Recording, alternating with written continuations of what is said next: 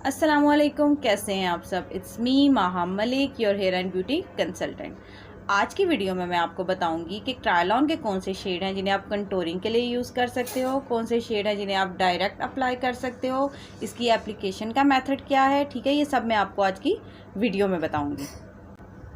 अब अगर आपकी स्किन टोन पेल है, ठीक है, या आपकी सांवली रंगत है, तो आप इसके ये जो शेड्स हैं इन्हें यूज़ कर सकते हो। ठीक है, इसमें हमारे पास आता है F1 आता है, आइवरी आता है, FS36 आता है, FS38 आता है, FS45 आता है और F2 आता है। ठीक हो गया।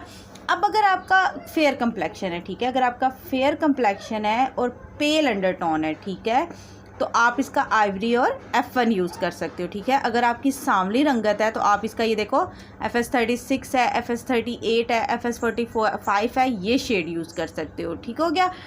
अब ऐसा होता है कि अगर आपकी सांवली रंगत है, आप डायरेक्ट आइवरी और F1 यूज़ करोगे तो थोड़ी देर बाद क्या होता है कि आपका बेस जो सा है, जो आपने फाउंडेशन लगाया है, वो ग्रे हो जाता है। ठीक है, जब आप अपनी स्किन टोन से बहुत लाइट फाउंडेशन अप्लाई करोगे स्टिक में, तो वो क्या होगी, कुछ टाइम बाद ग्रे हो जाएगी। अब इसका ये मेथड होता है कि अगर आप आइवरी इस टोन में जाना चाह रहे हो तो आप फर्स्ट क्या करोगे, आप पहले देखोगे कि आपका स्किन टोन है कौन सा। ठीक है, आपकी सांवली रंगत किस हद तक सांवला कलर है आपका। ठीक है, तो आप फिर मिक्सिंग में यूज़ करोगे। आप क्या करोगे, जैसे इसका FS38 है, ठीक है, FS38 को पहले अप्लाई करोगे, उसके बाद आप उसके ऊपर आइवरी शेड अप्लाई करोगे। तो उससे क्या होगा कि आपका फाउंडेशन ग्रे नहीं होगा अगर आपकी सांवली रंगत है। और अगर आप डायरेक्ट आइवरी अप्लाई करोगे तो वो कुछ टाइम बाद ग्रे हो जाएगा। और अगर आपकी सांवली रंगत है और आप कोई एक फाउंडेशन अप्लाई करना चाहते हो इसका, तो आप FS45 अप्लाई करोगे। ठीक है, आप मिक्सिंग नहीं करना चाह रहे, आप एक शेड अप्लाई करना चाह रहे हो और आपकी सांवली रंगत है, तो आप FS45 अप्लाई करोगे। जो FS45 है, ठीक है, इससे भी बहुत अच्छी कलर की बेस बन जाती है। लाजमी नहीं है कि आपने फाउंडेशन को बहुत ही वाइट की तरफ लेकर जाना है। हम क्या गलती करते हैं कि हमारी ये कोशिश होती है कि हमने बहुत वाइट में फाउंडेशन को लेकर जाना है, हमारी फाउंडेशन बहुत गोरी गोरी लगनी चाहिए। उससे क्या होता है, फाउंडेशन कुछ टाइम बाद ग्रे हो जाती है। ट्रायल ऑन की जो स्टिक है, इसको बेहतरीन लगाने का तरीका यह है कि आपने अपनी स्किन को पहले अच्छे से मॉइस्चराइज करना है। ठीक है, मॉइस्चराइज करने के बाद आपने ये स्टिक अप्लाई करनी है। क्या होता है कि कुछ लोग कहते हैं कि हमने ट्रायल ऑन की स्टिक यूज़ की थी, उससे क्या हुआ कि बहुत ज़्यादा ये बाद में केकी होने लग गई, ड्राई इफेक्ट देने लग गई। ठीक है, तो आपने क्या करना है, सबसे पहले अपनी स्किन को अच्छे से, फेस को अच्छे से मॉइस्चर प्रोवाइड करना है, उसके बाद आपने स्टिक को अप्लाई करना है अपने फेस पे। अब अगर आपका फेयर कंप्लेक्शन है, ठीक है, फेयर कंप्लेक्शन है और अंडरटोन पिंक है। अच्छा, ये कंप्लेक्शन क्या होता है, अंडरटोन क्या होता है, स्किन टोन क्या होता है, इसमें मैं इंशाल्लाह एक वीडियो डिटेल में बनाऊंगी, उसमें मैं आपको बताऊंगी। अब मैं बात कर रही थी कि अगर आपका बहुत फेयर कंप्लेक्शन है और आपकी अंडरटोन पिंक है, किस अंडरटोन में इसकी कौन कौन सी फाउंडेशन आ गई हैं। 1W है, 2W है, 3W, 4W, इसी तरह 5, 6W है, N1, N2 है। ये सब ट्रायल ऑन की पिंकिश अंडरटोन वाली फाउंडेशन है। ठीक है, पेल में कौन सी आई थी, आइवरी थी, F1 थी, 38, 36, 45 और F2, ये सारी कौन सी थी, पेल अंडरटोन में फाउंडेशंस थी।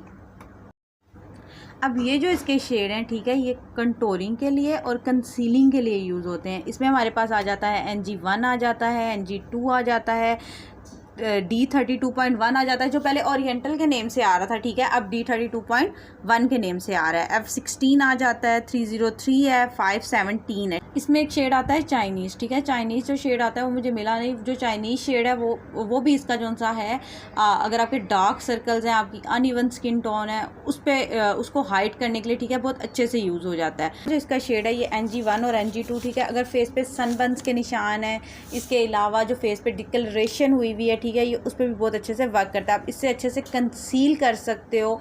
उसके बाद आप उसके ऊपर आपने जो सा भी फाउंडेशन का शेड अप्लाई करना है, स्टिक का शेड अप्लाई करना है, आप वो अप्लाई करो, बहुत अच्छा रिजल्ट आता है।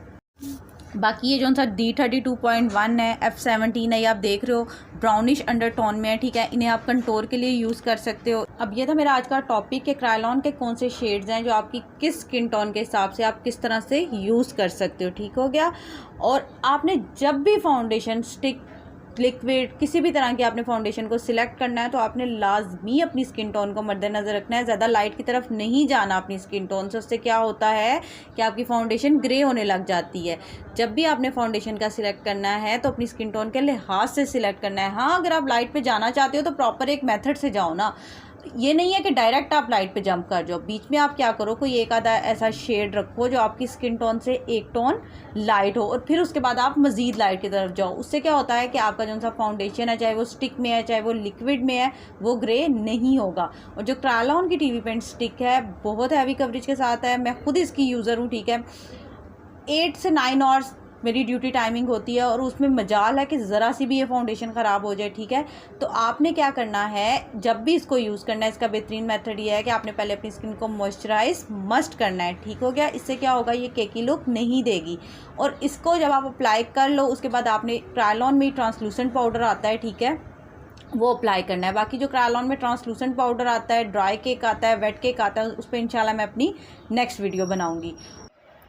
और अगर आपको क्रायोलॉन की कोई भी प्रोडक्ट ऑर्डर करनी हो तो नीचे डिस्क्रिप्शन में मैं अपना इंस्टाग्राम लिंक शेयर कर दूंगी, आप वहां से ऑर्डर कर सकते हो। अगर मेरी आज की वीडियो आपको इन्फॉर्मेटिव लगी हो तो चैनल को लाइक और सब्सक्राइब करना मत भूलिएगा।